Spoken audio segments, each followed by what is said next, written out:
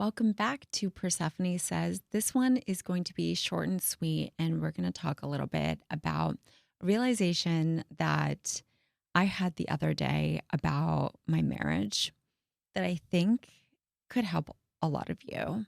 And maybe you've all come to this conclusion in your relationships, but Eddie and I have been together for 17 years. 17 years. And it's about to be 13 years married next month. And at this point, we work through communication as we discussed on past episodes. If you haven't listened to those, go back and listen to them. He's awesome on them.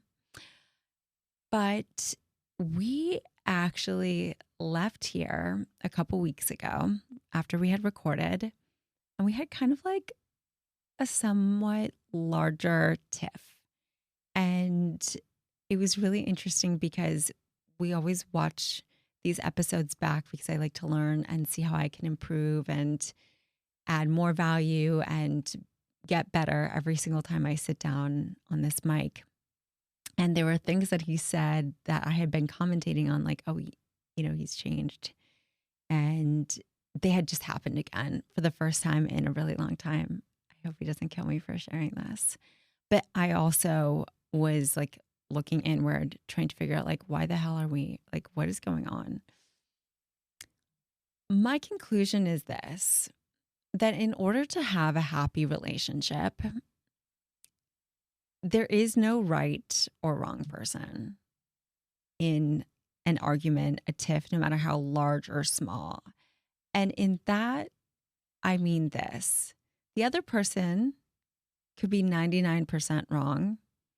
And because your tone, the way you made them feel, your head motions, your condescending behavior,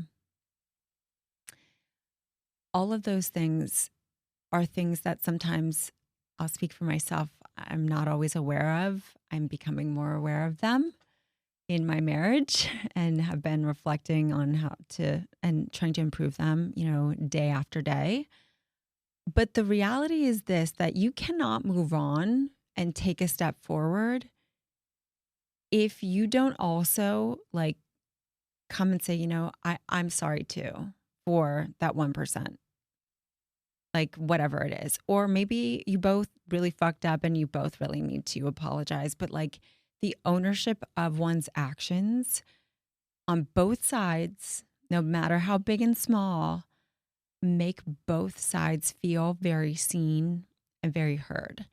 And I was having a conversation with one of my friends who's in his late 20s, and he's been dating a lot and just, I don't know, going through it. He's really wanting to find love.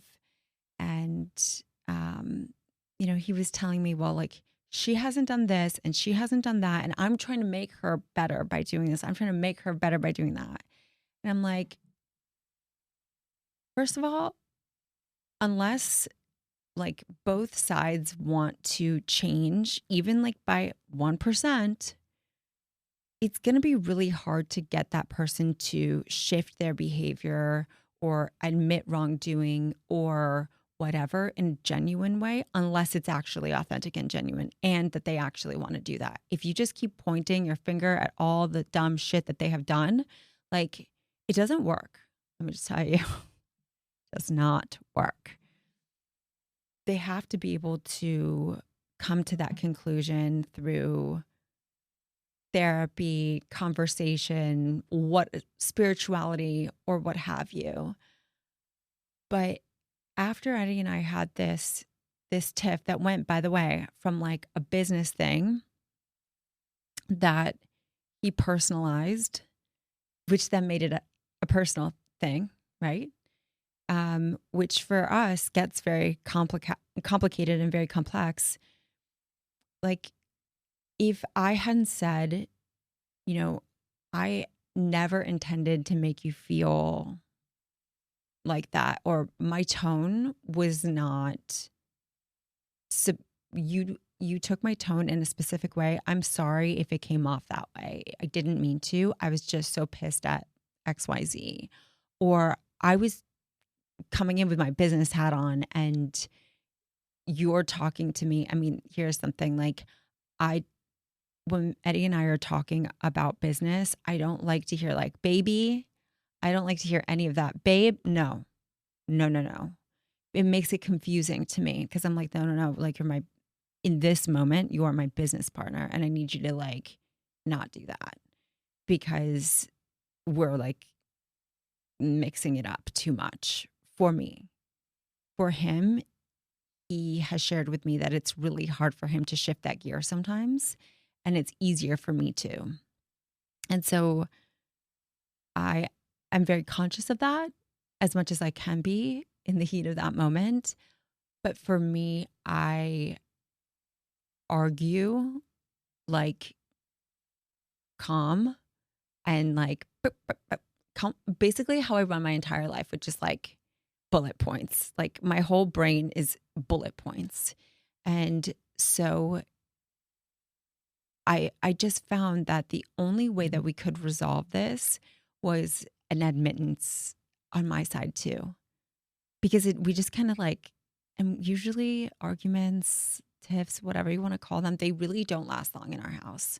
Like we don't have time for it, to be honest with you. Like we got shit to do.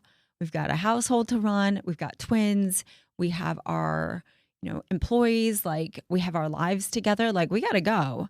So most things don't hold that much weight. But, you know, if you are in a newer relationship, if you are finding yourself like in a relationship that just you're always feeling like one person has to be right or to win, you're both losers. You're both losers. Like it's the only way. and and after that conversation, I was like, oh my God. Like I realized, and maybe I've been doing it for a while now, where I'm accepting my in fact, I know that I know it's important for me to accept my piece of it, but I'm like the only way that he's also moving on is like if I say like my piece of it and then we won't talk about it again and it will be the past. So take it or leave it, but try it. Try it, but you have to mean it. Like you don't apologize condescending like, well, I'm sorry if I made you feel like, no, no, no. No, no, no, no. You are in control of your actions. You're in control of your own emotions. Other people don't make you feel anything. We're allowing those feelings to be felt within us. But what was your piece of it? Because in order to get to a place of an argument or conflict, there is a piece of you who there might be a crack that you have to own as well. So let me know what you think. For my couples who have been together for a long time, try it. Tell me how you feel, and I will see you all soon.